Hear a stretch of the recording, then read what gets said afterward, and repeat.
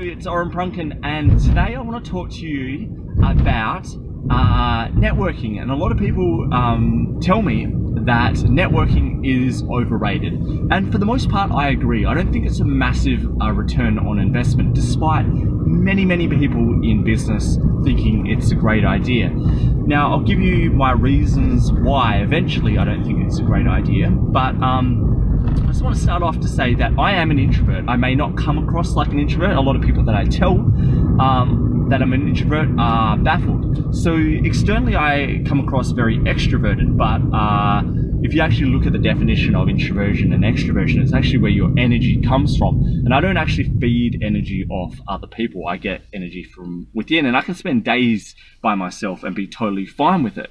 So in terms of networking events, and that's kind of where people have this struggle, the in-person stuff, is when they turn up to an event, they don't really know what to do or really what to talk about.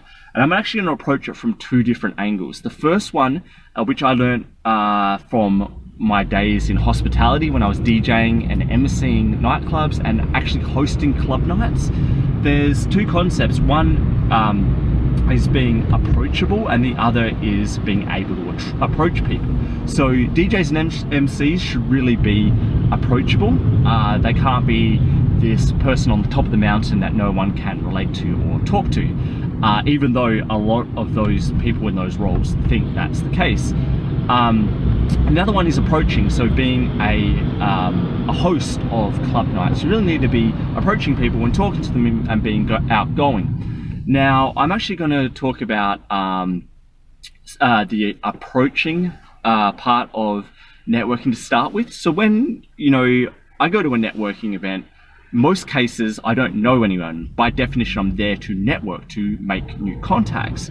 So you turn up to a room full of 100 people and you don't know a single face, and what most people do is go to the bar and hang around there, or go to get to the food and hang around there. That's not a great decision. So what I normally do is I just go to the first group and introduce myself and say, hey, my name's Oren. I actually don't know anyone here. I'm telling them really what's going on. I'm just narrating the situation I'm in. Hi, my name's Oren. I don't really know anyone here. Do you guys and girls mind if I listen in and eavesdrop on your conversation? And all the time people say, yeah, no worries, of course. No one says, no, you can't do that, because everyone's there for the same reason. I just, plant myself in the circle of conversation and just listen in. And usually what happens is people are like, what's this guy doing? Who is he? And eventually they ask me who I am and what I do. And I don't pitch them. Most people pitch and use networking as a time to pitch. I just give them a simple summary of, what I do. And then I go on and ask them. And that's really the key. Asking them about where they're at, what they need, what their problems are, what their pain points are.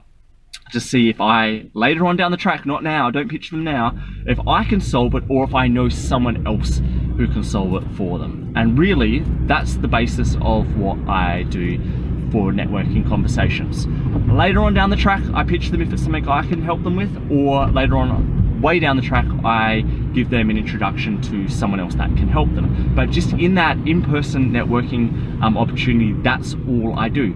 And once I found out the information of what they need and who they are and the pain points they have, it's really time to move on to network to the next person. Because if you spend your whole time in one conversation with one person, that is not a great use of time. Again, I go back to not being a great return on investment. So what a lot of people do, and I find it super annoying and super rude, is they stand in conversation listening to you, pretending to listen to you, but they're looking over your shoulder, they're looking for the next shiny, bright object that they can go talk to. They're not being authentic or genuine in the conversation. So when you're talking to people, you need to be 100% present with them. People can tell if you're just looking for the next thing or the next person to go pitch, and it's super unauthentic and you come across weird.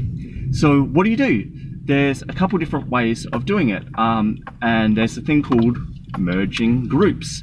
So the first one is a forward merge, and the other one is a backwards merge. So a forwards merge is once you've had that conversation and you're ready to move on to the person that you're talking to, if you're in pairs, you can just say, let's go meet some new people, and then you take them, not by hand, but you walk together to another group and say, hi, my name's Oren, and this is whoever you've just met. We don't know too many people here. Can we just go and listen to your conversation? Just repeat the process. And again, the same thing happens. Once you've done that a couple times, you can then go and do a backwards merge, and you can say to someone and say, hey, I'd like to go introduce you to someone.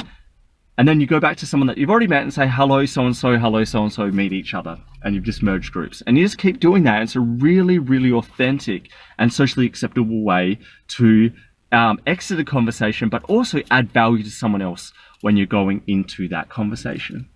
There's a whole bunch of other stuff I can go into on this, and I've actually written like a really long guide on this that I haven't actually published. It's super long. It's something I probably will do at some point. But they're the top things that I would say that help with approaching people in networking. So the flip side is, how do you become approachable? And this is the best way to do it. As I said, DJs and MCs are approachable. People come up to them and they request songs and they request shout outs for people's birthdays and all kinds of things. So the best way you can do networking, and I've done this for years and I've run events like this, is you be the networking event host.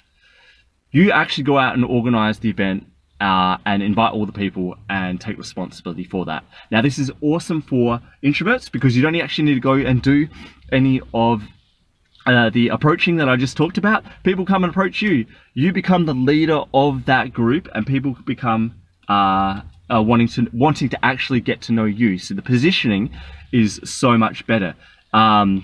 You actually take all of the benefits without having to go and approach anyone. So that's really the flip side to it. And the number one thing that I recommend for people that are hosting networking events is bridging the gap, making it really easy for people to come and approach you. And there's so many different things you can do this, but it's obviously about being approachable. Think about the people that you think are approachable. They're friendly, they smile, they're open to conversations, and they do introductions, and they make it really easy for people who don't know how to go up and make a conversation. They don't know how to go up and introduce themselves and just say, hey, can I just listen in on your conversation? How can you make that process really easy for people? So the two sides to how you can make networking a really, really easy thing for you.